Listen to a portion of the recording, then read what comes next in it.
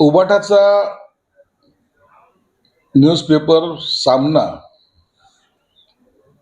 त्यांना मनाला वाटेल तसं ते त्यात लिहित असतात. त्यांना कुठून स्वप्न पडतात, कोण त्यांना सांगतं, देव जाणे. परंतु काहीतरी गेस करून त्याची बातमी बनवण्याचं काम संजय राऊत हे करत असतात. देवेंद्र फडणवीसांना केंद्रात जायचं का नाही जायचं ते त्यांच्या पक्षाचा तो निर्णय आहे.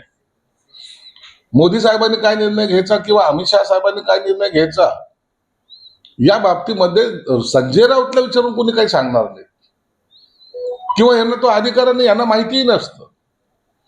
म्हणून अशा बकवास बातम्या देऊन जो सामनाचा खप आहे ना तो काही लोकांपुरता मर्यादित राहिलेला आहे. संजय राऊतने आपल्या पक्षामध्ये काय चाललंय याच्याकडे लक्ष दिलं पाहिजे. दुसऱ्याच्या पक्षात काय चाललंय, त्यांनी काय निर्णय घ्यायचा, ते असं होणार आहे तसं होणार आहे हे तुम्हाला भविष्य सांगायला तिथं आम्ही ठेवलेलं नाहीये. म्हणून आम्ही त्या बातम्याकडे लक्षही देत नाहीत. त्या बातम्यामध्ये काही तथ्य नसतं. पुढे सोडणं हा संजय राऊतचा आता व्यवसाय झालेला आहे. दिल्लीत मोदी आणि शहा मध्ये सुप्त संघर्ष आहे. शहा स्वतःचा गट उभा करत आहे आज सुद्धा. दिल्लीमध्ये सुप्त संघर्ष चालू आहे, मोदी शहाचं भांडणं चालू आहे. मग आता ह्यांना तडजोडीला बोलवलंय का? काही बोलतात ना, हे दारू पिऊन तर घेत नाही ना. यांना अंदाज येत नाही किंवा काही कळतही नाही, परंतु काहीतरी फेक बातमी आपली द्यायची.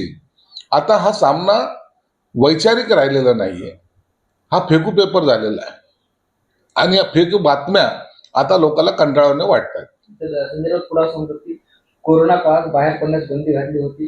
गेली काही दिवस मोदी सुद्धा असंच लाईव्ह येतात, लोकांशी बोलतात, मात्र ठाकरेंवरती फेसबुक लाईव्ह करतात असं म्हटलं जातं. कोरोनाच्या काळामध्ये एकनाथ शिंदे साहेबांसारखे नेते लोकांमध्ये भेटत होते, रेमडेसिवीर इंजेक्शन देत होते, ऑक्सिजनचा पुरवठा करण्यासाठी प्रयत्न करत होते, लाखो कार्यकर्ते रस्त्यावर होते. करोना काय तुमच्या पुरता मर्यादित होता? एकनाथ शिंदेनंतर करोना सुद्धा झाला होता, परंतु सर्वसामान्यांच्या प्रश्नासाठी एकनाथ शिंदे साहेबांनी स्वतःला झोकून दिलं होतं. तुम्ही झोकून दिलं नाही, पण भेटायला येणाऱ्याला डबल मास्क लावायला सांगत होते. हा फरक आहे. म्हणून मोदी काय करतात त्यापेक्षा आपण काय करतो याला महत्व द्या ना. तुम्ही महाराष्ट्राचे मुख्यमंत्री होता, तुम्हाला लोकांमध्ये जाणं जर जमत नसेल तर काहीतरी मदतीचा ओघ तरी तुम्ही दिला आहे का? म्हणून जे 2.5 वर्ष फेसबुक लाईव्ह होते, कॅबिनेट मंत्र्याशी सुद्धा फेसबुक लाईव्ह होते, म्हणून आता हे लोकांनी सुद्धा त्यांना फेसबुकवरच ठेवले. आता त्यांनी फेसबुक लाईव्ह करावं आणि आपला पक्ष वाढवावा. तर एकनाथ शिंदे यांच्या क्लस्टरवरून गणेश नाईक यांनी नाराजी व्यक्त केली. त्या संदर्भात की गणेश नाईकांच्या नादाला लागत तर त्यांची जागा त्यांना नीट ठेवू देणार नाही. बघा, गणेश नाईक दरवेळेला काहीतरी बडबड करत असतो. ना त्यांना पक्षामध्ये वजन आहे, ना त्यांना कोणी विचारतही नाही. एकनाथ शिंदे साहेबांनी त्यांच्या जिल्ह्यामध्ये काय करावं या बाबतीमध्ये ते सक्षम आहेत आणि त्यांचं आणि देवेंद्र फडणवीसांचं सख्य सगळ्याला माहिती आहे. म्हणून इतरांनी काय कॉमेंट्स केल्या त्याच्याकडे आम्ही लक्ष सुद्धा देत नाही. अमित शहा आणि सुनेत्रा पवार यांच्यात अर्धात चर्चा झाली. केंद्रीय मंत्रिमंडळ विश्वाससंदर्भात शहापुढे प्रस्ताव मांडला आज सुद्धा माहिती आहे. आणि शरद पवार आणि सुप्रिया सुळेंनी मोदींची भेट घेतली होती, त्यानंतर या चर्चेला महत्व आहे. बघा, शरद पवार साहेबांनी मोदी साहेबांची भेट घेतली. काल पुण्यामध्ये अमित शहा साहेब आले होते. थोडा वेळ त्यांनी सुनेत्रा वहिनीशी सुद्धा बोलले. एकंदरीत त्यांच्या घरातली परिस्थिती असेल किंवा कौटुंबिक परिस्थिती असेल याची सुद्धा त्यांनी माहिती घेतली असावी. प्रत्येक वेळेने भेटीचं राजकारण करू नये. प्रत्येक भेट ही राजकारणासाठी नसते आणि म्हणून एक माणुसकी या नात्याने सुनेत्रा पवारशी त्यांचं झालेलं ते संभाषण असावं. राजकारण करण्यासाठी किंवा राजकारणाचे इतर विषय मांडण्यासाठी स्वतः सुनेत्रा वहिनी सक्षम आहेत, अमित शहा सक्षम आहेत. म्हणून या गोष्टीला इतर असा अँगल देणं मला वाटतं हे चुकीचं आहे. सर, कोर्टात चिन्ह मिळवण्याबाबत उद्धव ठाकरेंनी विश्वास व्यक्त केलाय. चिन्ह मिळालं नाही तर गोठवलं जाईल असं सुद्धा उद्धव ठाकरे म्हणाले.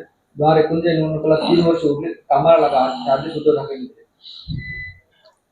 आता इलेक्शनला कामाला लागा इथपर्यंत ठीक आहे, परंतु चिन्ह हे आम्हालाच मिळेल, कारण की आम्ही ज्या मजबूतीने आमची बाजू मांडतोय त्या बाजू ही अत्यंत उद्धव साहेबांना सुद्धा माहिती आहे की ही मजबूत आहे. म्हणून एकीकडे आम्हाला मिळेल असं सांगायचं आणि दुसरीकडे नाही मिळालं तर कामाला लागा सांगायचं. याचा त्यांचा आत्मविश्वास हा आता ढासळलेला आहे. म्हणून आम्ही चिन्ह हे नक्की आम्हाला मिळेल आणि आम्ही आमच्या पद्धतीने पक्ष सुद्धा वाढवू. तर राज ठाकरेंनी एक मोठा आरोप केलाय. सिद्धिविनायक मंदिरातून त्या दानपेटीतून दरवर्षी 18 कोटी रुपयाचं दान चोरीला होतं असं राज ठाकरे म्हणाले. नाही, त्याबद्दल मला काही कल्पना नाही, परंतु निश्चित असा काही आरोप केला असेल तर सरकार म्हणून ते चौकशी करतील. तर काल अभिजित दीप्तीने एक मुलाखत दिली. ते म्हणजे लोकशाहीसाठी सरकार बदलायला हवं आणि 2029 मध्ये पॉलिटिक्स स्टँड नाही हवा. नाही, त्यावर मी काही कॉमेंट्स करणार नाही. ओके. चल. कोर्टामध्ये न्यायमूर्ती सुरज